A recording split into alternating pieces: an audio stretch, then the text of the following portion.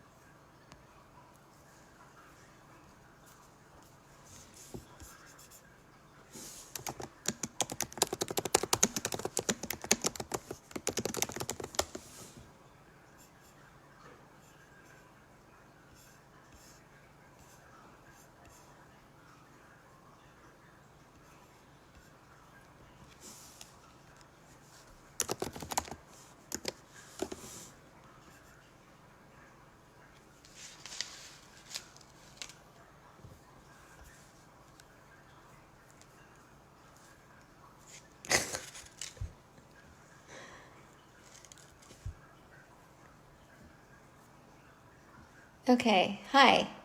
Can you hear me?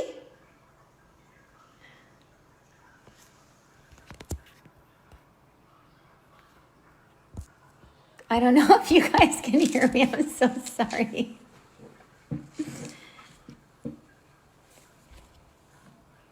Okay, if you guys can hear me, give me a thumbs up or say yes. Okay, good. Hi. Welcome.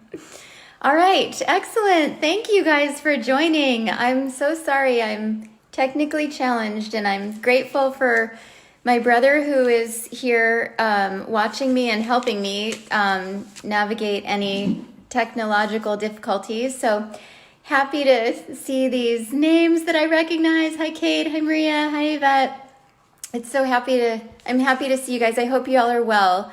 I wanted to take this hour hi Christina, wanted to take this hour to talk to you guys a little bit about the coronavirus and kind of answer any questions that you might have. And in particular, I guess I would like to talk about it from an integrative medicine perspective. I see a lot of you are already in healthcare, so that's kind of cool. And I'm glad to have you. And if you're willing to share your perspectives about how it's been for you, then I'd like to hear those as well. So I wanted to start hi Diane. I wanted to start a little bit talking a little bit about the coronavirus or maybe like what is a virus and how it started. So I thought I'd do maybe 5 to 10 minutes on that, and then open to taking your questions. Hi Kelly, thanks for watching. Hi Tom. So first of all, a virus, is it live? It's kind of alive, and what that means is it is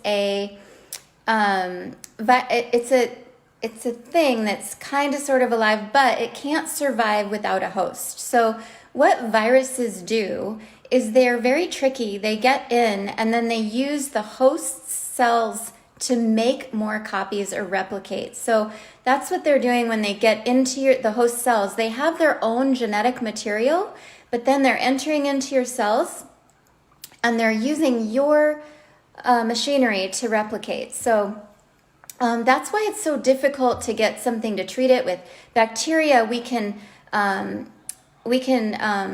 figure out and research the property of the specific bacteria, and we can say what's not like our cells. You know, this bacteria, how is it different?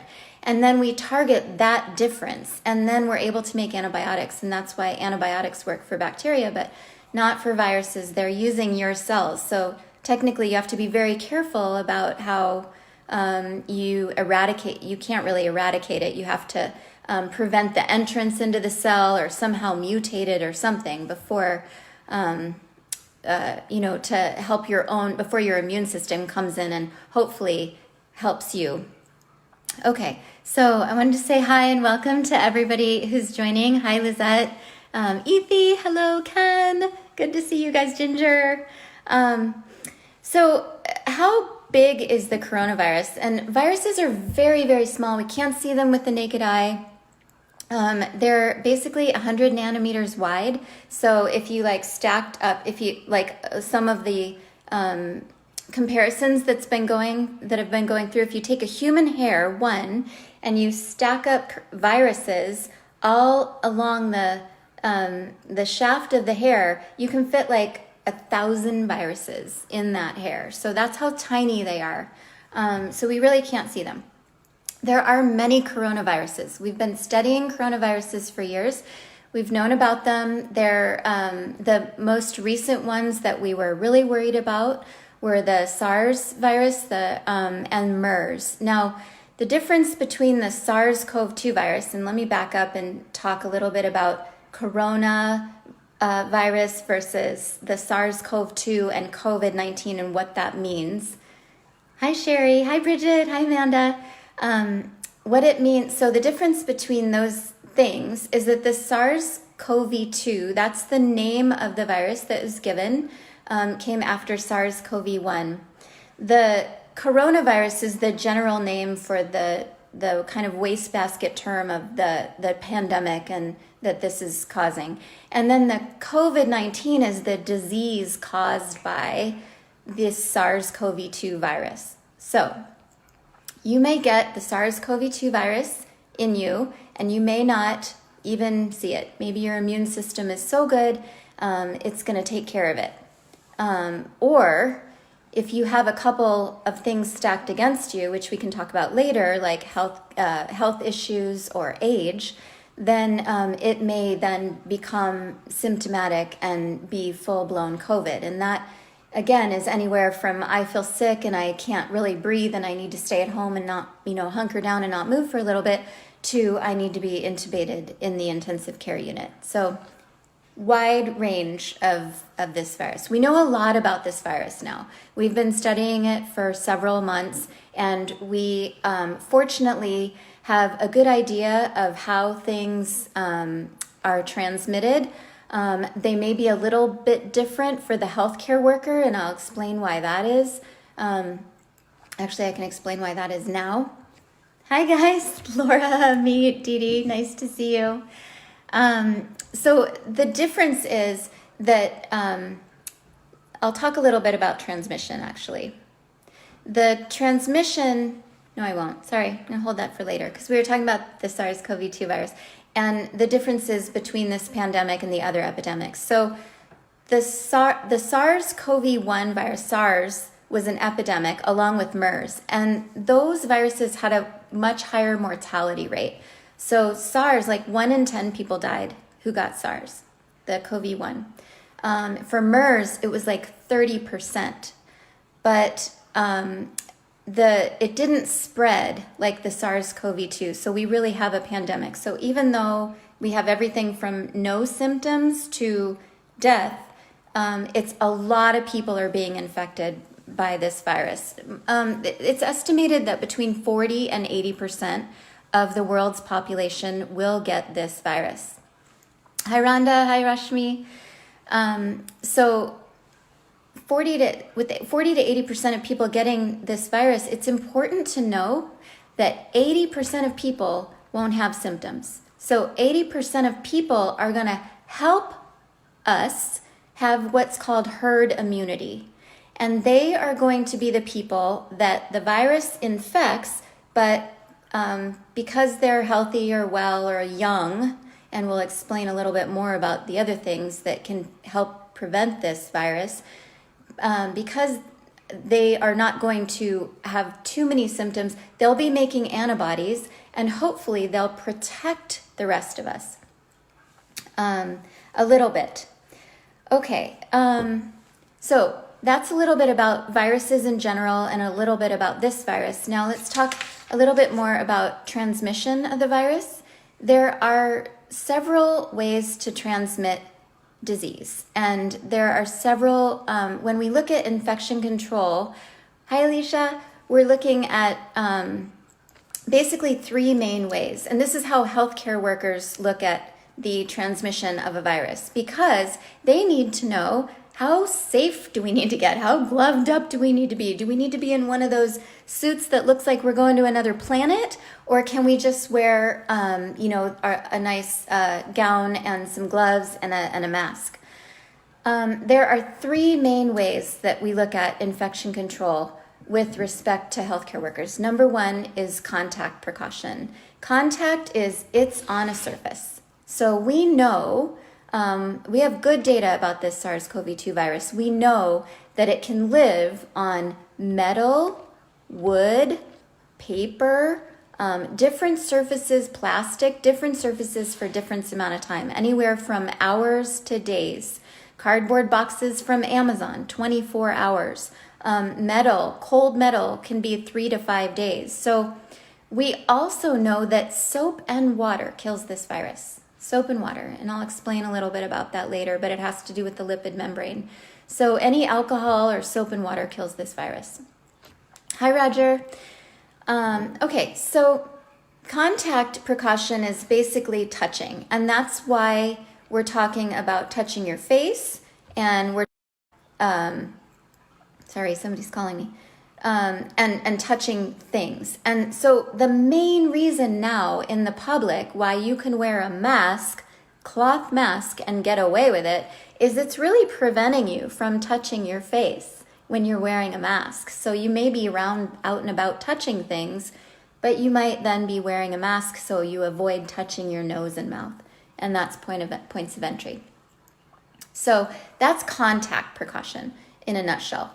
Respiratory droplet precaution. This is the problem. This is the social distancing 6 feet. Why 6 feet? They have done studies that show that if you sneeze or cough into the air, it travels about 4 or 5 feet. Now that is an average of 4 to 5 feet. So it's traveling this far. So if everybody stays 6 feet away from each other, chances are those respiratory droplets in the air are not going to hit you or get you, because the virus is traveling in those respiratory droplets, spit and sputum and all that stuff that's hanging out in the air that we can't see. Now, airborne, so that's respiratory droplets, and that's why we say 6 feet social distancing. Airborne, what's airborne? Airborne is these tiny little viruses that actually aerosolize. So things like even bacteria and different things can be airborne. So measles and tuberculosis, those things, they get in the HVAC, they get in the air ducts, and they'll cause disease even from another room. So if you have an airborne disease and you've got somebody with tuberculosis in your house, then it's going through all the air ducts.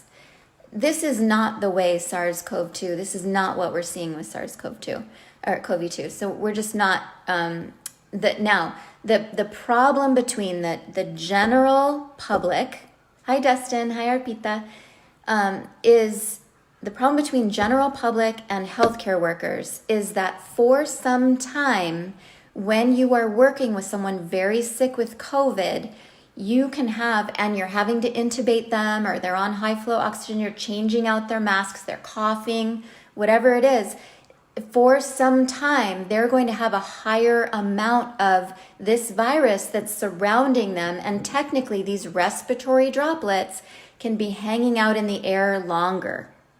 And that can look like an airborne transmission. There's still no clear evidence that this is airborne because it's not going through air ducts and things like that. But for healthcare workers who are right there actively taking care of a coughing patient, if they had like a cloth mask on and that person coughed and the spit or sputum kind of got onto that mask, then technically they could breathe that in, and that could be a mode of transmission. So that is why we want to preserve our PPE, or our personal protection equipment, our N95 respirators for frontline healthcare workers, people that are working directly with those people with really sick, severe disease, COVID, and they are coughing. Okay, so we talked a little bit about transmission. What about risk factors? Hi, Katie. Risk factors for getting a severe virus. So some of us are going to get it. We won't even know we have it. We might have some sniffles. We might think it's allergy. Other people are going to get severe disease. Who gets severe disease? The people that get severe disease are over the age of 55.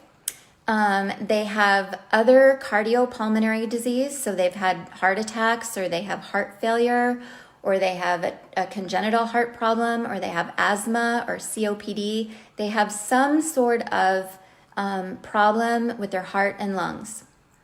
Also, immunosuppressed states. Diabetics can have more severe disease. High blood pressure people can have more severe disease. You guys might ask me about the ACE inhibitors and the ARBs, and for people that are on those drugs. And that is because the SARS virus uses the ACE2 receptor to enter into the cell. So, hi Jen, hi Jim, hi both Jims. Okay, so that's who's more at risk for getting it. And that, when we talk about social distancing, is why we want to be careful if we are close with somebody who has those risk factors. So again, 80% of people are going to have mild disease. Okay, what are the symptoms? How do I know I have it? Hi, Dr. Laffer. My hair's a lot grayer than when you last saw me. How do we know?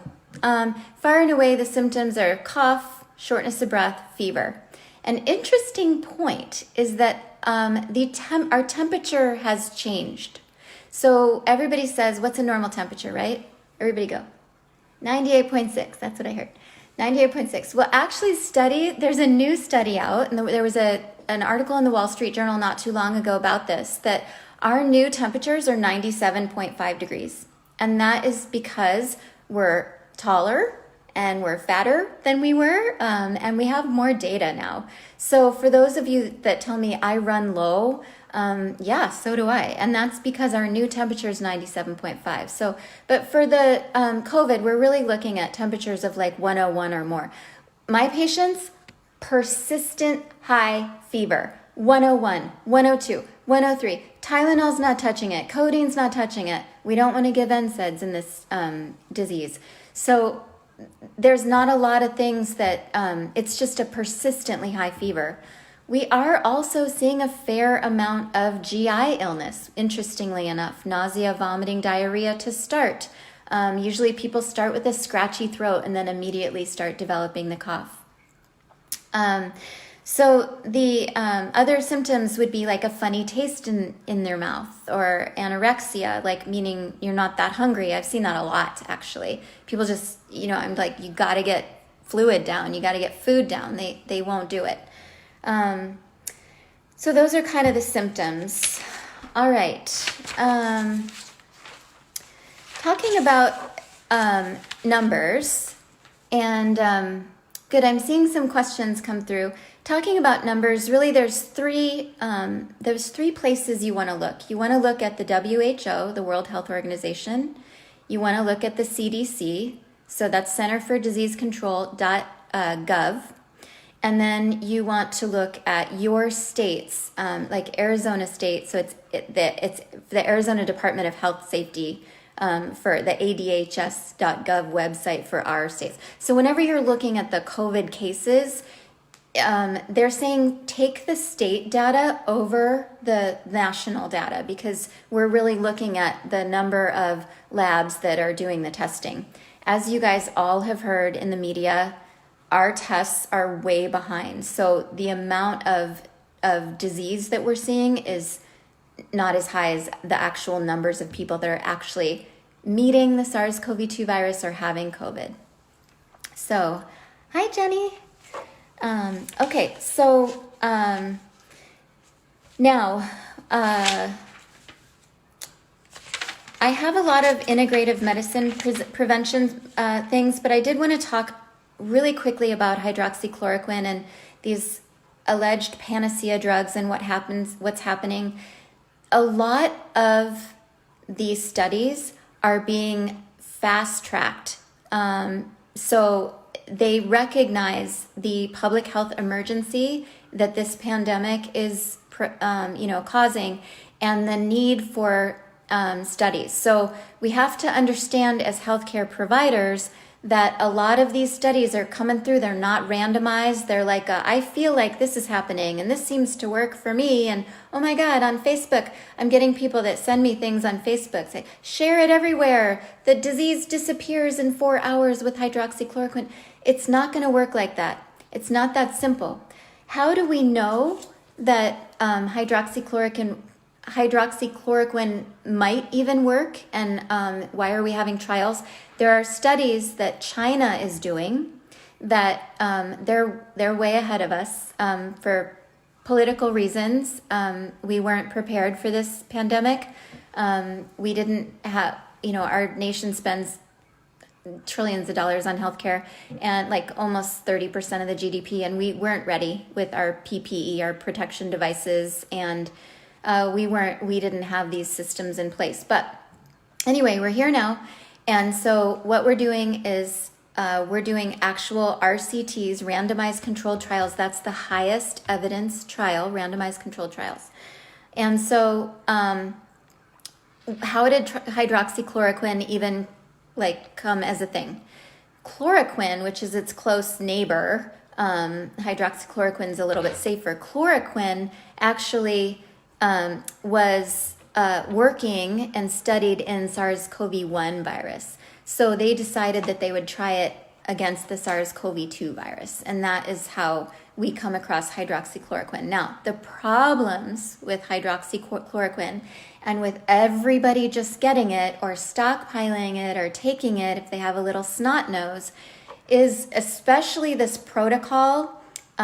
Give me a thumbs up if you've heard about this miracle protocol that was put out in France by Gautret, I think, Gautret et al. He said Z-Pak and hydroxychloroquine and some zinc and you're good to go. Well, if you've heard of that, that guy was the editor-in-chief of that magazine, and that publication was accepted within 24 hours of its submission. So, hi Juan, hi Tracy, hi Tabitha, hi Lauren if I didn't say hi, hi Teresa. So the thing is, if those studies are not very strong and they get passed around Facebook and everybody's like, okay, just give that. It doesn't necessarily work that way. All right, so I think that's kind of a lot of what I wanted to share with you. And then now I want to talk a little bit more about social distancing. There is a really cool website. It's called COVIDact.org, I think. My cat's sitting on my papers. Excuse me. It's this is a great website. It's called COVIDactnow.org. And if you go to COVIDactnow.org and you look up your state, it will give you information on what our hospital bed, the availability of our hospital beds, what we do if we do nothing, what we do if we kind of sort of just take it easy, and what we do if we have strict quarantine. And so I looked up that Arizona has 7.28 million residents, by the way. Fill out your census if you haven't done that. Arizona has the numbers for Arizona. Oh my gosh. Well, I can't find it. But anyway, you'll be able to see right there that if you have, if you do nothing versus if you quarantine kind of sort of versus if you quarantine seriously, there's a serious drop in the amount of cases that we'll have. And that's again, with flattening the curve, hi Gina, hi Renata, hi Gregory, with flattening the curve, we're buying time. So flattening the curve does not mean you're not going to get this virus. It means that we're buying time to develop a vaccine, and it means that we are preventing the massive transmission of this virus so that we all get so sick and we have to go on ventilators and there's no ventilators. So that's what we're doing. It's basically resources. It's like, okay, well, we have this many ventilators. Let's trickle in as opposed to flood the hospital. And that's what the COVIDactnow.org, thanks Drew for posting that website. You can actually see, hi Sandra, hi Faith. You can actually see how how much good we can do if we take care of each other by practicing social distancing. All right, Sonia, a word about social distancing, or lots of words about social distancing, because I don't know, if you're close to me, you know that I have a thing for this, because everybody's like, I gotta hunker down and stay inside and I can't go out and I'm stuck in my house. No, you're not. If you're in New York, you're stuck in your house because you're on top of each other, so you should be stuck in your house. Stuck in quarantine is not the same as social distancing. So quarantining, when do I quarantine? I quarantine when I have a cough or a fever, or I'm feeling sick, or I'm not sure, or I've traveled, or I live with someone that has one of those risk factors I've talked about, that if they get sick, we're in trouble. So that is quarantining. And that means they say shelter in place. And that just basically means don't go out. So obviously, I don't want to see, now all the bars are closed, thank God, but nobody should be going to bars and going out to restaurants and things like that. But if you are going out in nature, it's very, very important, and actually one of the things that you need to do for your sanity, because this is not like going away anytime soon. This is, and we don't know what the heat is going to do to this virus. We're hoping that it'll, die out, but it will probably be back, and other pandemics can come. Hi, Suzanne. So anyways, so social distancing is the 6 feet apart because of what I've talked about. And that's okay. If you go to the grocery store and you can wear a mask, you can wear a cloth mask, and you can walk around and get your stuff done, plan your route, get in, get out. You can wear gloves. There's ways to wash your veggies. We can talk about that if you want to. So hopefully you understand the difference between quarantine and social distancing, and if not, you can ask me a question and I'll give you the difference later. Okay, I think I'm ready to start some questions. Thanks again, you guys, for joining me. Okay, so here's a question. We should be covering our noses and mouths. What about the eyes and ears? Can the virus enter that way? Yes. Yes, the virus can enter that way. And particularly, that's a very common way, because especially with allergies in Arizona, our allergies are going crazy this season.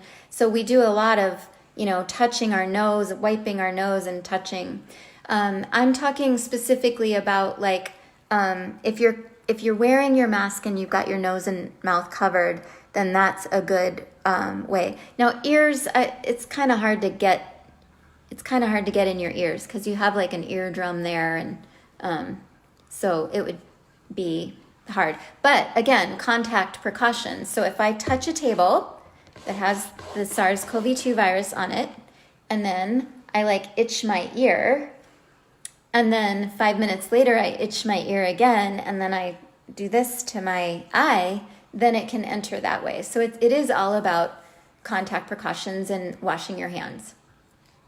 All right, so another thing about infection control is we've always said 20 seconds, and now we know 30 seconds. So again, soap and water. What we knew about infection and control from before is that vigorous washing in between the webs of your fingers, vigorous hand washing with soap and water is good. And also alcohol-based is good. Now, there's a couple things that alcohol won't kill. So if you had C. diff colitis, which is something that causes diarrhea, the spores will stay on your hands even if you're using alcohol. So I personally prefer soap and water and scrubbing. And they actually have studies. They do, UV light is one of the ways that we're, recycling and killing the virus and stuff. But you can actually see on people's hands whether you just run under the water or whether you're washing for 15 seconds or washing for 30 seconds, and you can just tell the amount of bacteria that's left Now, a lot gets left in the webs of the fingers, so don't forget to do that. 30 seconds of soap and water hand washing. What symptoms would you likely have if you have the virus? We talked about that.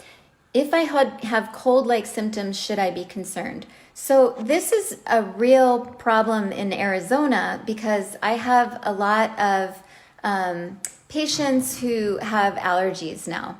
And so they're telling me, they call and they want the COVID test. Maybe I should talk a little bit about the COVID test really quick. So what is it? So it's an antigen test, and that means it's checking for the antigen or that viral RNA, and it's a swab that goes up your nose. So they have to put it pretty far up your nose. It has to hit like the back of your nasopharynx. So it goes pretty far up your nose. It's a quick test. It's just like annoying more than, it's not like really painful, but it's just really annoying, and it might give you a tickle and a cough. And hi Mike, hi Harold, hi Tim. So basically, that's the main way of one way of getting it, and then they also have a rapid test. Now they've developed an antibody test, so you can see if you've had the virus. You have antibodies to the virus, but there's some problems with antibody tests, which I will talk about in the future.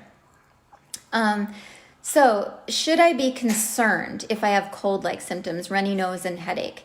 A headache is a pretty common thing for this virus, but runny nose and headache is super common in Arizona with these allergies. So how do you know the difference? You don't if you're otherwise healthy and kind of young. You don't know. So that is when it's important to quarantine. I'm really not feeling well. Like if you have a hint of allergy, don't go anywhere and be around anybody. Just, have other people go to the store for you if they can, or order online, Amazon. But you really are not sure if you have it. So it's just better safe than sorry to do these things that we're being asked to like quarantine and be around our families and like all these wonderful things that we never get to do because everyone's off with their own lives. And now that everybody's home and we can be with our families, then, it's important to do that even if you have a runny nose and headache. And they're saying a 2-week, quarantine, and that way you're pretty sure that you had it and you're over it. Okay, hi Freddie. My roommate seems sick, perhaps coronavirus. Should I be avoiding them? And for how long should I quarantine myself inside? I think we talked about that. There is a great, the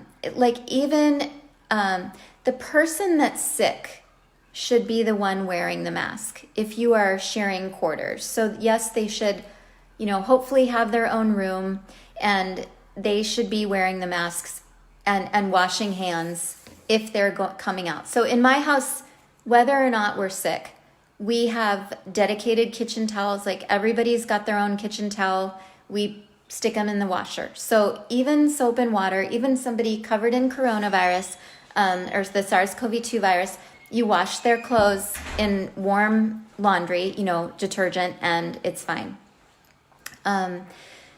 So yes, absolutely. If anybody seems sick nowadays, you should be avoiding them, and they should be wearing a mask if they're around you, or if you can avoid it, just don't go in their room. All right. So if we need if virus can enter through the eyes, do we need larger masks to cover the eyes, or only in certain situations? So again, we talked about that. That's a good question, because they do have those masks with those shields. And that is respiratory droplet, precaution, because when you are wearing that, when somebody's coughing right in your face and you're wearing that, then that's why the grocery stores have the plexiglass up so that it can protect them a little bit.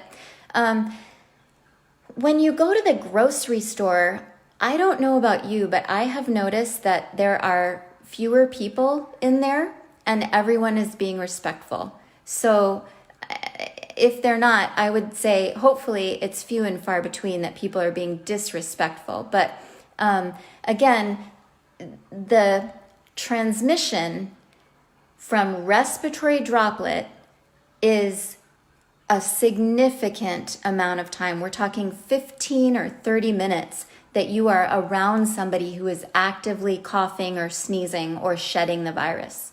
So walking through an aisle with other people, the chances of you getting this virus are low. So you don't need to be wearing protection on your eyes or anything like that. If you are immunosuppressed, then you obviously want to take more precaution than if you are just in the kind of the normal population. But again, the social distancing, you're in the grocery store, you have your idea of what you want to get, you're not touching things and putting them back. Assume people are touching things and putting them back. Reach for the stuff in the back. I use gloves, and I have left the change. So the other day, I think it was $41.83. I gave her $42. I said, thank you very much. And then I left the change, and the little keypad was covered, but they're not replacing it every time. So that's another thing, is that's not protecting you, it's protecting them. And while we appreciate that, and we are grateful to those people who are putting themselves out there in the public, that's not protecting you, it's protecting them. Just like McDonald's, my son got coffee the other day. They go through, McDonald's coffee is another story, don't drink bad coffee. But so they go through, and the guy's got gloves on, and he's mashing the top onto the cup. And I was like, Bennett, do not drink that. That's not a good idea. So how many times has he been mashing that cup, and did he not notice and he just wiped or whatever? So the gloves are really not protecting anybody unless you're really changing them often. It's really about strict hand washing and not touching your face. So we came home, he didn't touch that coffee, we poured it right into a different mug and he drank from that. Okay. Wiping down groceries. Okay, we can talk about this a little bit. So again, we said cardboard, maybe 24 hours. You're going to see some of the stores that say don't bother bringing your cloth bags in. Please use our bags. I haven't been using grocery carts personally because I'm just getting small things and ordering off Amazon. Unless it's Costco and then I have to. I go straight to the vegetable section and I grab hi Don, straight to the vegetable section and I grab a vegetable bag, plastic bag, and I, after I've already wiped it off with the alcohol, and then I hold on using that.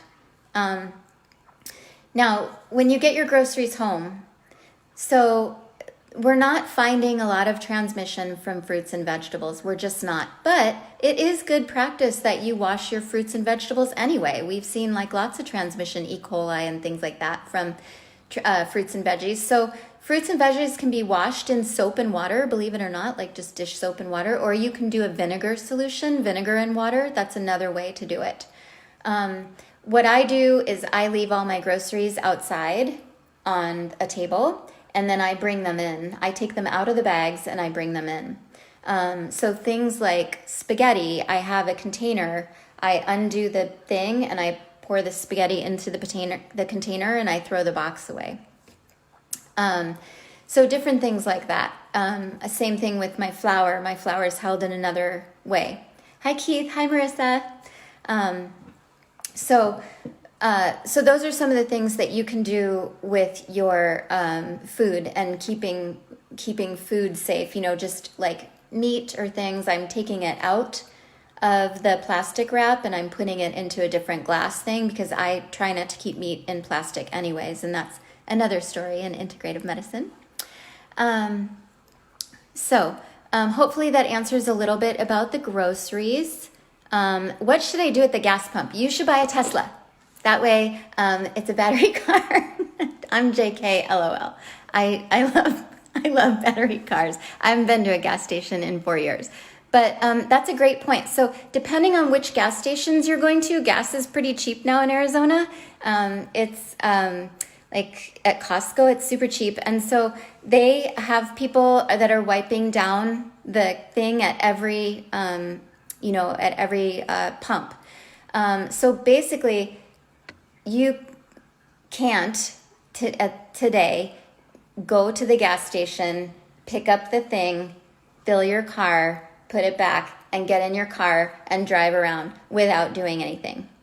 I wouldn't do that. That's not good infection control. So you're either wearing gloves or you are using sanitizer after you're done, before you touch your steering wheel. So we know sanitizer works. Or you can get gas and then you can go into the gas bathroom and do the 30-second hand washing and not touch anything. Not touch the towel or, the handle or anything like that, and wash your hands. Yes, we can't find hand sanitizer. I'm washing my hands. That's what I'm doing. Hi, Andrew. Would you agree the ritual people practice at the store? Oh, maybe Drew, you can help me see that. Let's see. Hi, Karen. Hi, Kara. Hi, Jenna. Oh, here we go. As well as whatever they do after using touchscreen, same process they can do to vote. So there really isn't any more of a danger voting versus going straight. Well, again, we talked about infection control. So a lot of these questions are based on, again, like touching things with your hands and then touching your face. So that is what we don't want to do. So if you can't find hand sanitizer, I literally am keeping a bar of soap and some water in my car. And you can do it in the, that's not too much to do, and that's not actually going too crazy. So what would be more crazy is if we all had N95s in the public. Again, we should reserve those for the healthcare professionals. And just be less crazy, just keeping some water and some soap in your car and washing your hands when you're done. Okay. Should we order groceries instead? That's interesting. I don't know. I don't know that we can quantify the risk at the grocery store, but we do know it stays on surfaces. We know it stays on metal for 3 to 5 days, cold metal. We know it stays on plastic. It's interesting, when I went to Costco, the people that used to be giving out samples, now they're like wiping everything down. They're there and they're, as soon as you open a thing, they're there and they're wiping it down. Again, I used my bag, my vegetable bag or my meat bag at Costco for that, to open everything. So ordering groceries, again, you don't know. This is just like Uber Eats. We kind of had this discussion in my house. You don't know the infection control practices of the person that brought you the food. And then there was that like crazy thing out that YouTube out that showed undercover a bunch of Uber Eats drivers eating your food. So I wouldn't do that. But ordering groceries online is okay, because then it usually comes in a box, and the box, we know coronavirus stays for 24 hours on cardboard. So again, I leave the boxes outside, I open them, and then I bring them in. My parents are age 70 plus years. Should I be going to the store for them? Yes. You should be going to the store for them anyways, because that's the kind of gal or guy you are. But no, in all seriousness, yes, anybody at high risk that's going to be touching things, I think for now, until we have more herd immunity, which we talked about earlier, and we have a vaccine, I think it's good just at this moment to go to the store, or teach them how to shop online as well. That's a great question. I love that question. Thanks for thinking of your parents. That makes me happy. Okay, so are there supplements? Hi, Jamie. Seeing all my former residents, it's so nice. Hi, Mama. Good to see you. Let's see. My mom's a germaphobe, so she probably inherently knows all the answers to these questions anyways. She could probably give this talk. She's been doing that for years. Okay, we'll talk about supplements in a minute. Yes, you can keep a spray bottle with alcohol if you can't find hand sanitizer. Again, I go back to that soap and water. It's like vigorous scrubbing with soap and water. There's nothing that makes your hands feel cleaner. Okay, if 2 people have been isolated at their homes for 3+ weeks and get their groceries ordered and wipe them down, are they safe to hang out together? Since if they were asymptomatic, it would have shown by now. Yeah. Yeah. Okay. All right. So, okay, let's talk a little bit about supplements. So, again, disclaimer, this is educational purposes only. This does not constitute a doctor-patient relationship, and this is not a substitute for your physician's advice. So now that we've gotten through that little stuff, we know that so I did a 2-year fellowship with the Andrew Weil Center for Integrative Medicine. They've been very active and very helpful in looking at supplements to help us, because we know that with other viruses, we know the mechanism of action of a lot of these supplements. So I'm going to go through a little course in immunology right now. Hi Priya, hi Victor.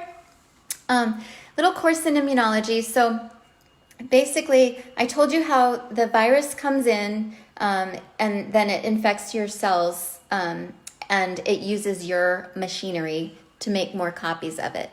So what happens then is that once the cells of your immune system notice that there has been an instigator, someone who's not welcome, a stranger, a foreigner, someone we don't recognize, they take these cells, these antigen presenting cells, they're presenting the virus to the immune system, and they say, hey, fix this. What do we do about this? Make some antibodies. Somebody do something. And the soldiers come to the ready.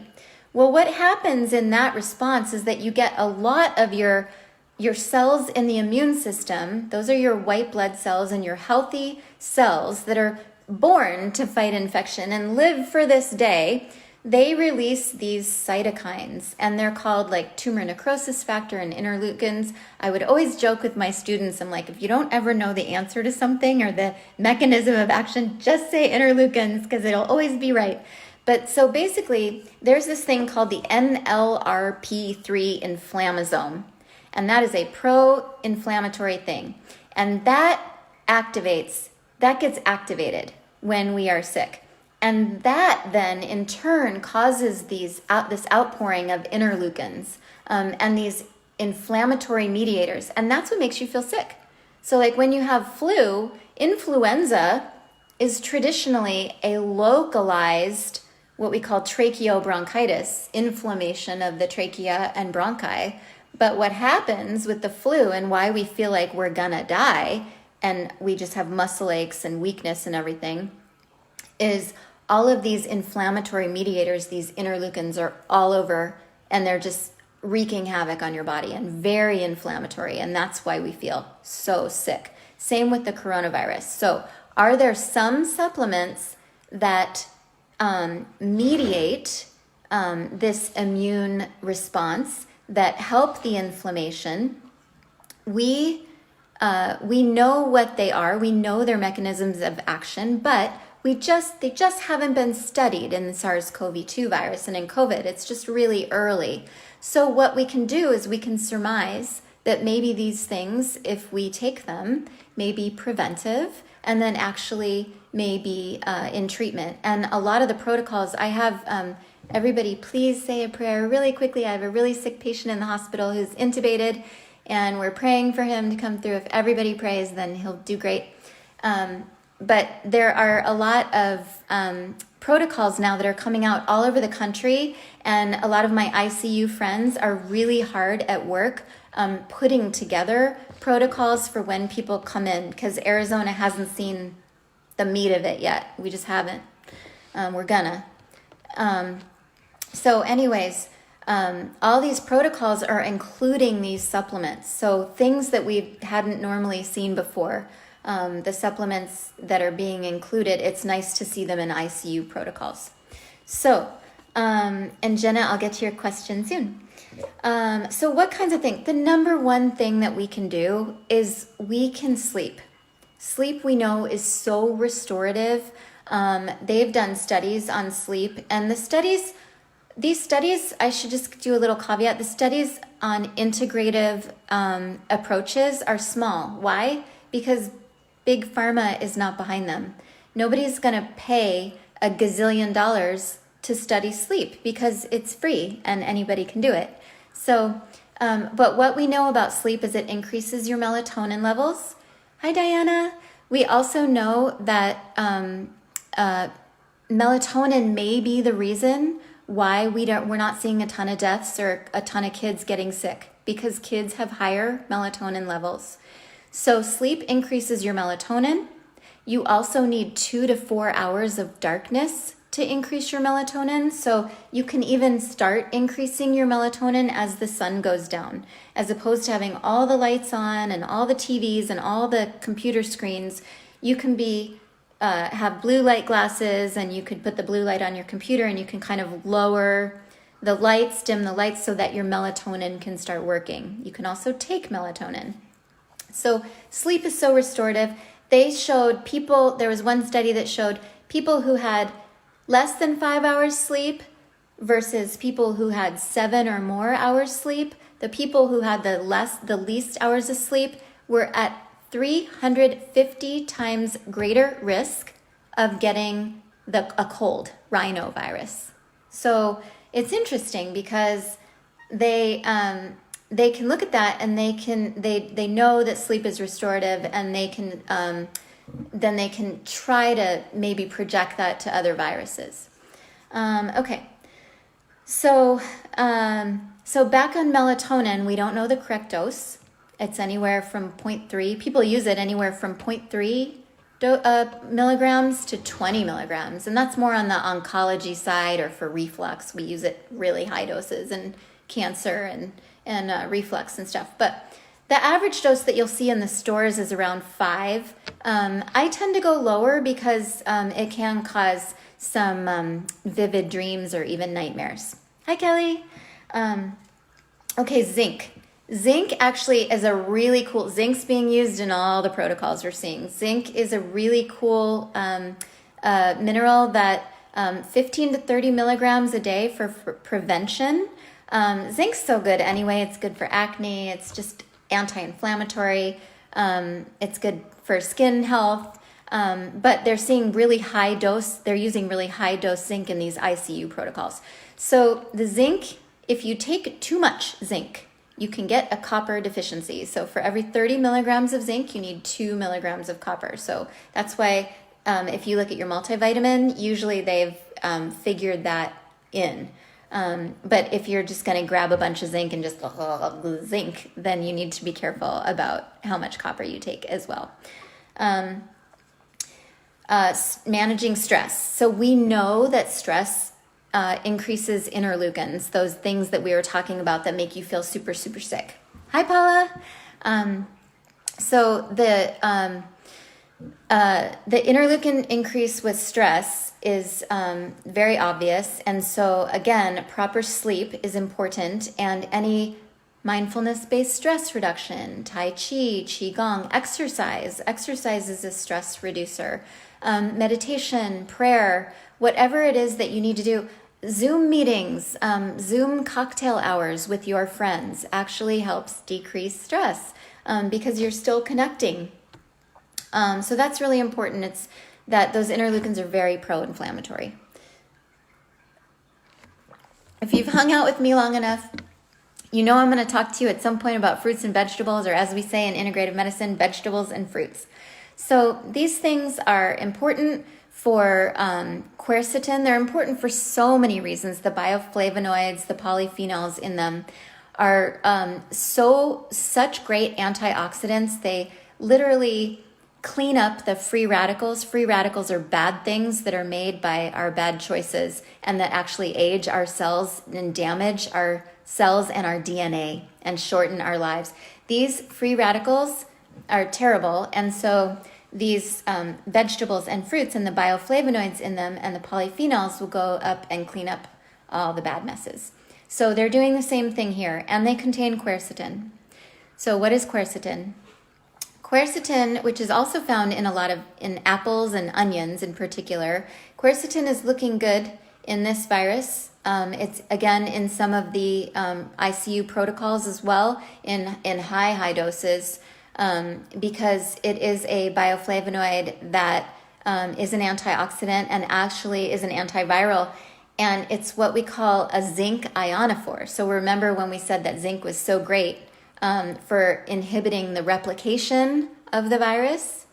Quercetin helps zinc get into the cell and stop the viral replication. So we know zinc's good, we know quercetin's good, and guess what, Arizona folks? Quercetin is great for allergies too. So it's a win-win in my book for quercetin. Vitamin D. Remember we talked about that NLRP3 thing being pro-inflammatory? Vitamin D, we know, decreases that inflammasome activation. Now, some people are saying be careful, you don't want too much vitamin D. So vitamin D in adequate levels and not too much for vitamin D, because it can, like elderberry, it can actually rev up the immune system. And if we rev up the immune system in a period of time where we're very sick with COVID, we really can make things worse. So vitamin D and elderberry, Sambucus nigra, they're very good for prevention, but they're not good for treatment. So if you develop symptoms of COVID, you should stop your vitamin D and you should stop your elderberry. Can you spell quercetin? No, I'm just kidding, I can. I'm a spelling genius, actually. That's one of my skill sets. I don't really know very much, but I know medicine and I know how to spell stuff. So quercetin is spelled, but don't ask me anything about anything else. Quercetin is Quercitin, quercetin. Okay, licorice also can be anti-inflammatory. And vitamin C. So vitamin C, we're not sure, again, the dose. A lot of integrative providers are using 2 grams a day for prevention. It's used anywhere between 500 milligrams to 3,000 milligrams. And in the ICU protocols, if it's IV, it's like 10 grams. So all this stuff, it's just trying to get it. Yes, quercetin, you did it. Perfect. Okay, curcumin. So curcumin, if you don't know about curcumin, in the integrative medicine world, you've been living under a rock because it's like the panacea, it's like the golden child of 2019. And so curcumin comes from turmeric. It's the active ingredient in turmeric, which is the Indian spice. Don't bother sucking down all the turmeric you can. You need 12 teaspoons a day to even make a difference. But curcumin should be taken in a supplement, 1,200 to 2,000 milligrams daily. It is a very nice anti-inflammatory, and it is an antiviral and antioxidant. EGCG, epigallocatechin gallate. This is the primary polyphenol in matcha green tea. So EGCG is highly antiviral, antibacterial, antioxidant, anti-inflammatory. I think it should be in the water. It is phenomenal. It is anti-tumorigenic even. EGCG is very anti-inflammatory, and it helps decrease that and regulate that inflammasome activation of that NLRP3 thing that we were talking about. So green tea is really good. So those are kind of some of the supplements. Hi Mustafa. Let me ask EGCG. Perfect, Kelly, yes. Let me see Jenna's question. Okay. It's a long one. I know healthcare workers are saying don't come in for every little symptom. So when would you recommend going to a healthcare provider? Okay, and then I won't go through your whole thing. I won't talk about your whole thing. So maybe DM me a little bit after. But in general, you are right. It's hard to tell those things. But you should go in and get checked. Okay, so when in general should people go in and get checked? They are saying, look, if it's a little snot nose, don't go in. But definitely, if you're having breathing problems, go in. A lot of us are doing telehealths now, so I'm providing telehealths too for my patients or any new patients. Like if you're not sure and you don't want to go in, but what I've done for a couple of my people that we thought had COVID, or we just weren't sure if it was allergy versus something else, like their asthma acting up versus COVID, is I would do the telehealth. And then I would go in for the exam, because remember how we talked about the shortest amount of time possible with that person. So that protects me, and they don't want to be there any longer than that either. And so that's one of the ways, is that a lot of the doctors are doing telehealth visits. So if you're not sure, you do need to contact your provider if you're at all short of breath, because even before COVID, asthma can be a problem and things like that. So, okay. Are there other questions, or does anybody else want to say anything? I don't even know what time it is. Oh, it's 6:30. So I'll take like one more question, and then if there are any, and if not, I will say a couple things about in general living this life. Okay, so maybe I should say a couple things about is it recommended to get, Brennan, Amal, hi, is it recommended to get an antibody test? Is it recommended? That's an interesting question, recommended. I like that question. So it may be recommended to get an antibody test if you believe. Now, many people have come to me and they're like, I think I had it in January, and they were super sick and they had to sit up and almost went to the ER, but they didn't. There's, just really short of breath, lasted 10, 14 days. So tested negative for influenza. So if you have, I would say if you have comorbid disease, meaning if you have things that put you at risk for COVID, if you were to get SarsCoV2 virus, then you might want to get tested. If you think you had it, it would be worth it, I would say. So, and this is an antibody blood test. And a little bit about antibodies. What do we know? Does this mean this will protect you? We don't know. It's too soon. We like the idea that if you have antibodies, then the chances of you getting the exact same thing again are low. But we haven't seen a lot of mutation of this virus, which is really great. We're really grateful for that. It hasn't boom, shifted overnight, and all of a sudden everyone, not as far as we know, we haven't seen there's a lot of epidemiologic stuff, antigenic shift and antigenic drift, and I won't get into that. But suffice it to say that sometimes as viruses move through the population, they mutate a little bit. So then when we think we have immunity, we're wrong. And the other thing is that can we get another pandemic? We can. So if we look at, us humans, we're just stuck in our little lives and we don't look outside of our 100 years. But if we look at this, what the Spanish flu taught us, we had 1918, boom. 1957, another flu. 1968, another flu. We really didn't have a big flu until H1N1 was going to be it. And we didn't really see the hit we thought we were in the way of a pandemic.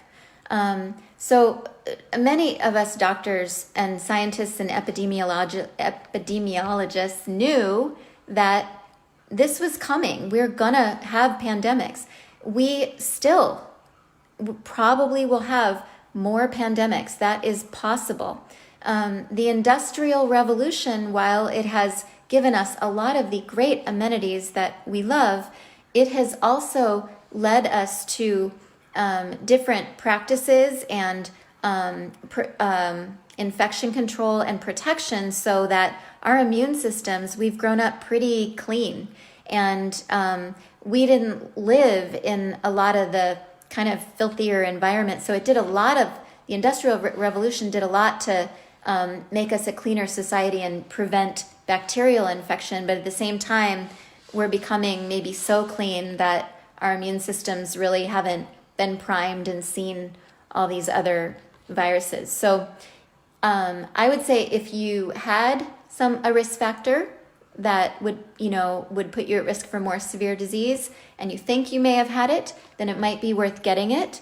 And that doesn't mean that you can now run off and not social distance or quarantine or anything, but it might mean that it might give you a little peace of mind that maybe you're just one of those people that are helping the herd, and that maybe you've been through it. And I think that that's important for some people to kind of so that they can relax a little bit, because everybody's got this like imminent threat in our face, like what's going to happen.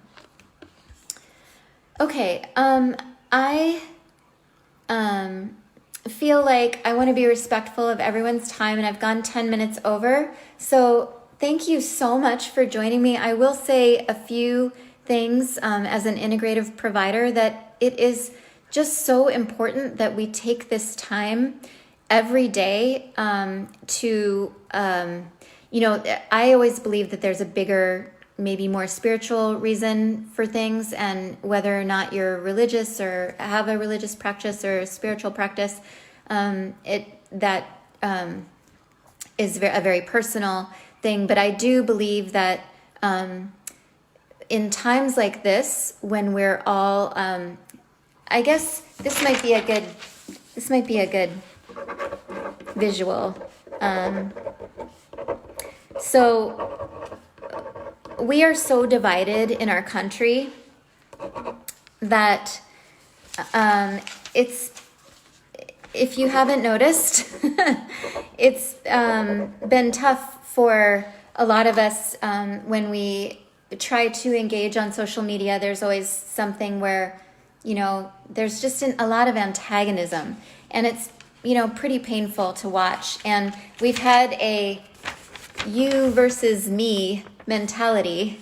And I think with this pandemic, we now have this you and me versus the problem opportunity.